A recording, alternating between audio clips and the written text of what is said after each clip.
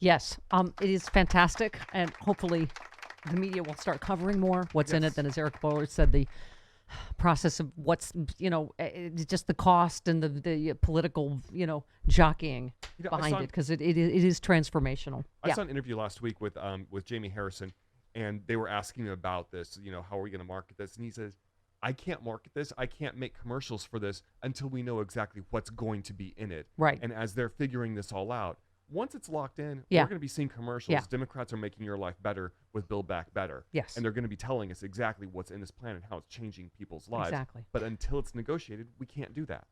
John tweets, it's nice to see world leaders laughing with our president instead of at him. So, yes, that's nice. The Pope they did side-by-side pictures of the Pope with Trump and the Pope with Joe Biden. And the Italian translator, did you see that one?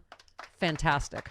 The Italian translator, the way she was looking at Trump and the way she's laughing with Biden. I'm so excited to see him and whatever. She's having a and good then day. Did you see at the baseball game, Melania did the Melania scowl at Trump, speaking for all of the world and how we feel about Trump. Oh my God. She knows she's on camera and she can't even hold it in. She does the fake smile and then she goes when she turns away from him. Yeah, We've seen it many times, starting at the inauguration, right? Remember that? Oh, yeah. Caught on tape, just like, oh God, I can't. I just The thinking best one ever still was when she scowled at Ivanka when she walked by her during the RNC.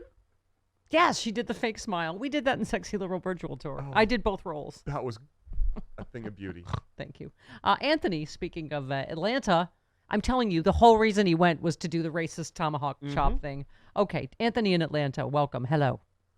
Hi, good morning. I heard your last guest speak of the media being afraid to tell the truth.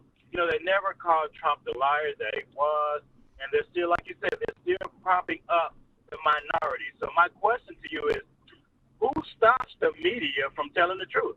Is it Rupert Murdoch and people of his ilk that control those networks? And that because they've successfully scared them to death of being called liberal, so they go out of their way. The reporting is all, here's what Republicans are mad about, rather than using the subtitle they should, which is, who cares? Here's what Republicans are mad about today. Yeah. Subtitle, who cares? Yeah. They make it sound like the story is, here's what Republicans are mad about. Fill in the fake issue here, critical race, something that doesn't, okay. They're covering the fight and not actually the legislation or the story or what really matters. Yes. And thank you, Bernie Sanders, for framing it. Why don't you frame it that not one Republican is for any of these things that are going to help Americans in the Build Back Better bill? Unfortunately, we do not have one Republican who is prepared to take on the pharmaceutical industry, take on the private health insurance companies. Not one Republican prepared to go forward to deal with the crisis of climate.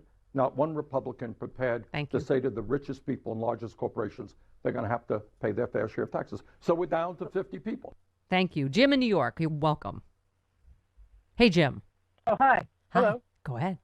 Hey, thanks. Listen, I love Eric Boebert and the stuff he talks about, but how much of what we see, is just about clicks, because I've always getting clicks. I've been told is that journalists don't really are in charge anymore. It's guys with MBAs and finance guys and marketing people, and that's what it is, and that's what generates the interest. And I want to just follow up one thing on Tucker Carlson a little bit. Yeah.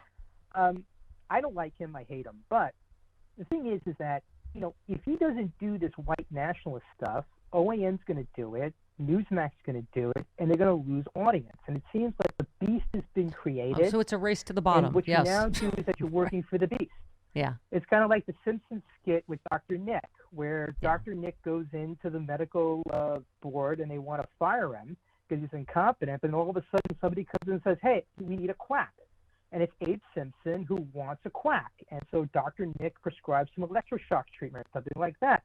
What do you do about people who want to see a quack, who want this garbage? Well, it's a vicious circle, isn't it? You're right. It's like they demand crazy, so we'll give them more crazy. So then we're making people crazier. Mm-hmm. And now who's going to be? It's exactly the circle we're.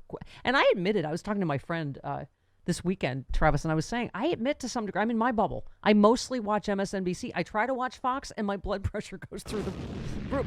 But I will say again, the difference is it is lies on Fox News. It is misinformation.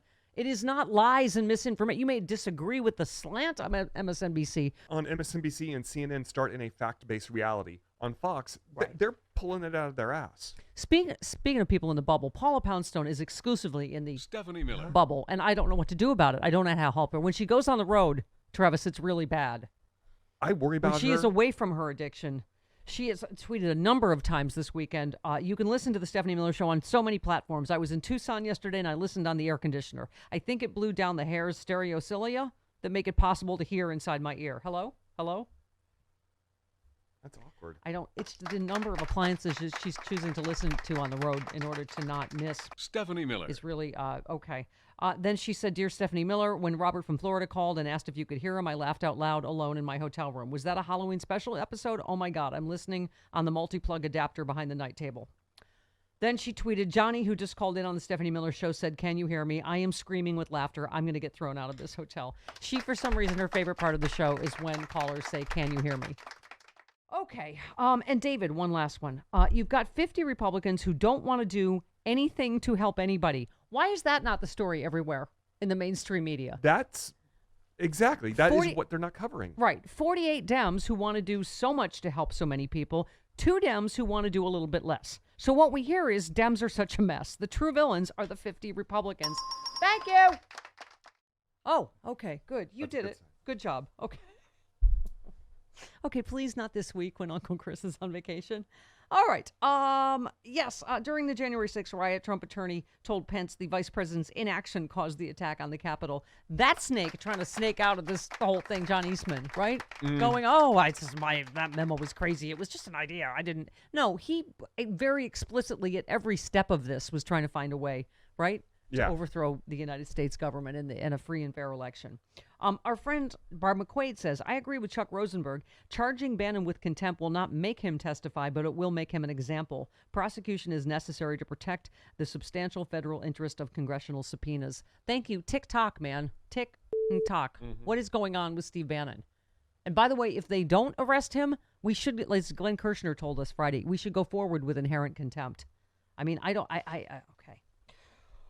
All right. Okay. Let me just... the president tweeted, "Nearly 2 million women in America are not working today because they can't afford childcare. A Build Back Better framework will help working families by ensuring nearly all middle-class families will pay no more than 7% of their income on childcare." Just that piece, do you know how huge that is? Yes. I just, okay. I can't say enough about that. We just are not hearing enough about what's in this bill. Right? And then they go, "Oh, I don't get why the president's approval ratings are blah, blah, blah." How about this one, mainstream media? This is on Friday. Wood Smoke Free tweets, "Rachel Maddow reports that Durham and Barr intentionally ignored emails that proved Trump was in direct communication with the Russian Alpha Bank. A covert communication channel existed during the 2016 campaign that Barr and Durham knew was real, but that they covered up." Boomerang. Thank you. Have you seen that anywhere else since Rachel reported it on Friday? No. That whole story was true. And Durham is investigating nonsense and should be investigating himself at this point. Yes. Right?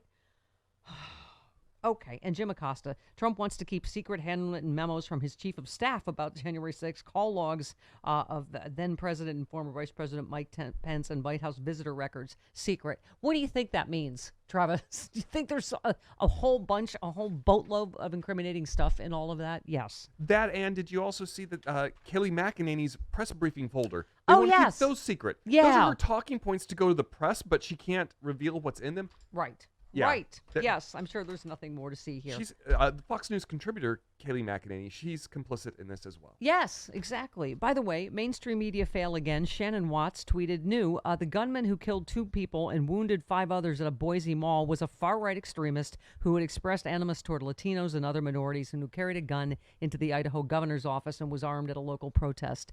Have you heard that anywhere in the media? No. I swear to God, it's just, we have had one mass shooter after another echo Trump and or right-wing talking points, and they just continue. They're afraid to say we have a massive right-wing terrorism problem in this country. And it's just, okay, I don't know why it gets memory hold, but all right.